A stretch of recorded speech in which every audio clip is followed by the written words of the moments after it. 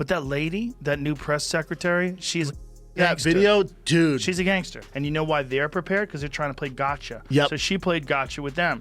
She checkmated them. She came in there with that fucking Elon Musk flamethrower. Play that video.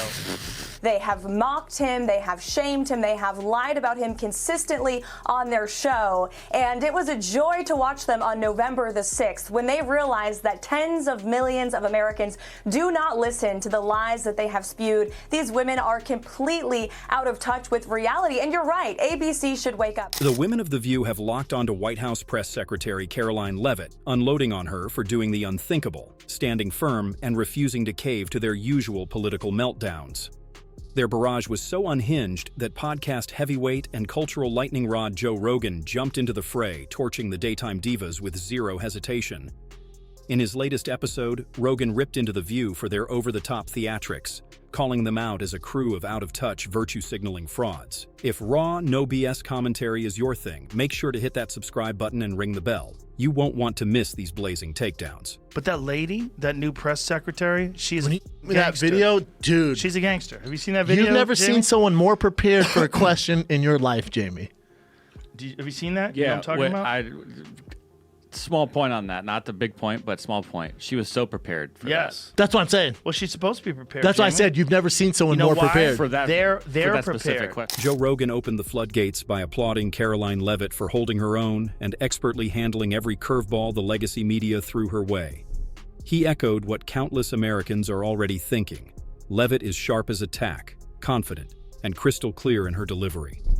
Let's be honest, we've never seen a press secretary this fast on her feet and locked in on the facts.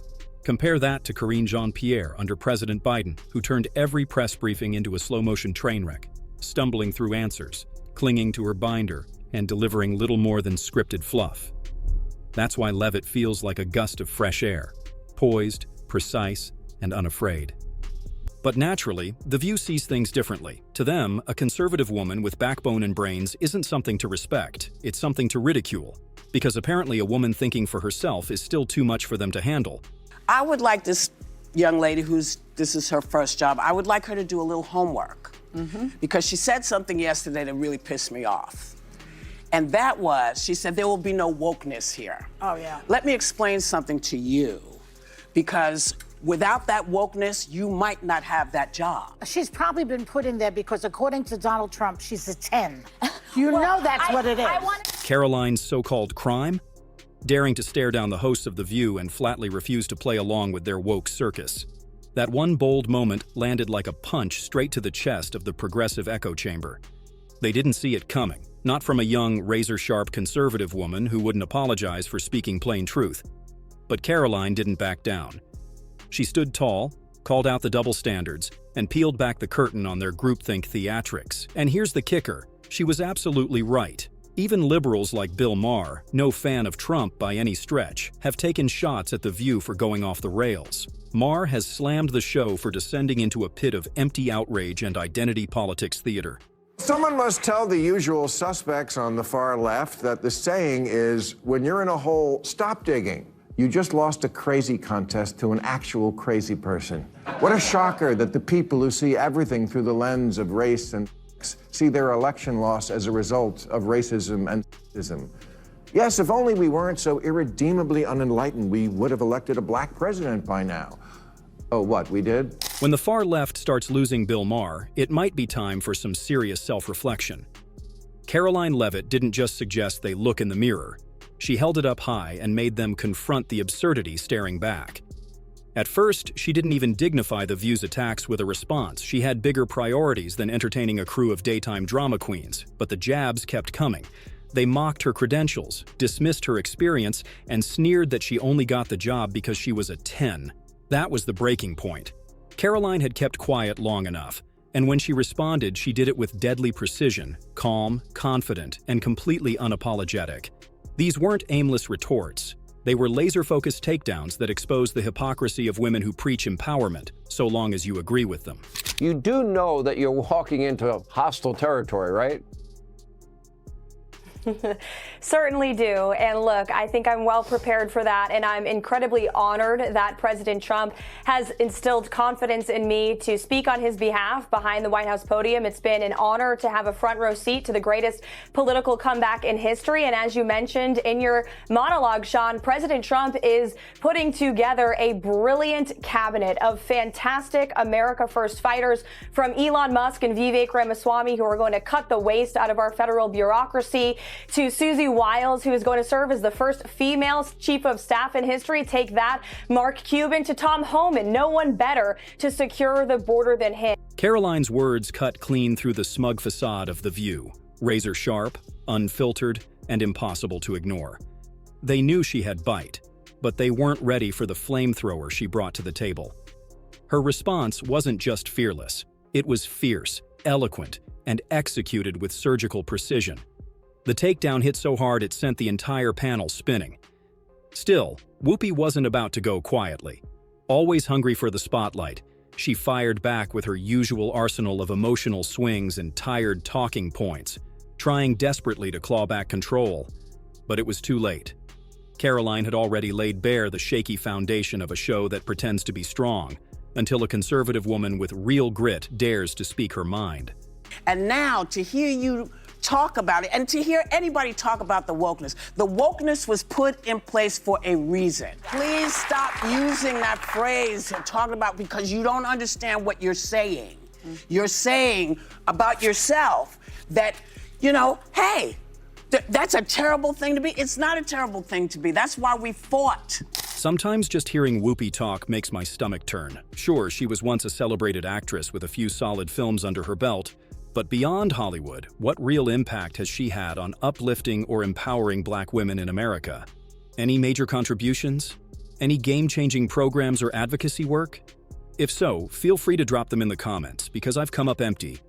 Whoopi often delivers her opinions like she's some kind of battle-tested authority on racial progress, but strip away the fame and filmography, and what's really there? Her media legacy is riddled with out-of-touch takes, bizarre rants, and some of the most uncomfortable live TV moments you'll ever witness. Instead of raising the bar, she routinely lowers it. If she's speaking for anyone, it's not the Black women who need real representation. It's the token voice the mainstream keeps trotting out so they can check a box. That's when Joe Rogan stepped in and brought the heat. Watch this. Well, it is the show that people love to hate. Yes, that's true. That's true. They get so much hate watching and hate watching viral clips of them saying ridiculous things.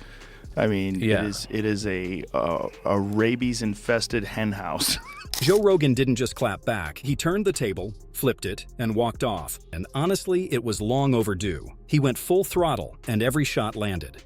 Rogan tore into The View for what it's truly become. A chaotic mess of over-the-top rants masquerading as daytime TV. And he nailed it. Half the things said on that panel are so wildly detached from reality, you start to wonder if they've all come down with a case of intellectual rabies. Let's not forget Whoopi Goldberg's mind-boggling claim that the Holocaust wasn't about race, a remark so jaw-droppingly wrong it ignited outrage across the political spectrum. Or her bizarre take that Black Americans have it worse than women in America, as if those two identities are somehow separate and competing for oppression points. These aren't just gaffes. They're reckless, divisive statements that stir more damage than dialogue. And finally, someone with a massive platform called it out.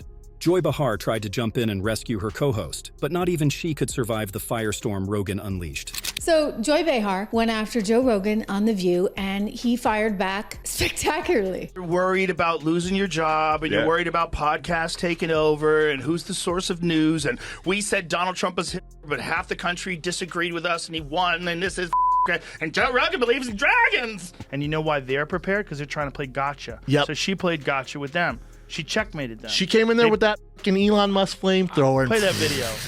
Joe Rogan absolutely roasted Joy Behar for her laughable claim that he believed in dragons, a moment so absurd even Rogan couldn't resist piling on the mockery. With his trademark sarcasm, he dismantled not just that wild accusation, but also Behar's entire catalog of unhinged takes on The View. Rogan laid bare the hypocrisy, the performative outrage, and the glaring absence of real thought behind Behar's on-air rants. But it wasn't just scorched earth. Rogan shifted gears to praise Karoline Leavitt, giving her major credit for her poise, sharp intellect, and unshakable confidence. He highlighted the way she navigated media chaos and stood her ground without flinching. To Rogan, Leavitt is a much-needed breath of fresh air, someone who cuts through the political static with clarity, substance, and zero buzzwords. In a landscape overflowing with empty sound bites, Karoline is the rare voice that actually says something real. What did you think of Whoopi Goldberg saying it's worse to be a black person in America today than a woman in Iran? I see we were talking about the trans issue before, and the New York Times really has come over on that to the sort of the sensible, liberal, not crazy woke position. I think this is a great first step toward getting the Democrats back to sanity. And a second good step would be, we got to do something about The View. Bill Maher nailed it. If we're serious about reclaiming the spirit of old-school liberalism and flushing out the woke rot infecting our culture and institutions, then The View is ground zero. That show has devolved into a hotbed of hysteria, identity politics, and hive mind conformity, a toxic force dragging down public discourse by the day. Classical liberalism used to mean something. It championed individual freedom, open debate, civil liberties, and a healthy distrust of government overreach. It was about reason, tolerance, and the belief that ideas should clash in the open, not be coddled or silenced. But the modern progressive movement has mangled that legacy beyond recognition. Now, we're told biological reality is up for debate, and dissenting voices are crushed under accusations of hate. That's not progress. It's a cultural U-turn. If liberalism wants to survive, it needs to cut out the ideological tumors, and The View is long overdue for removal.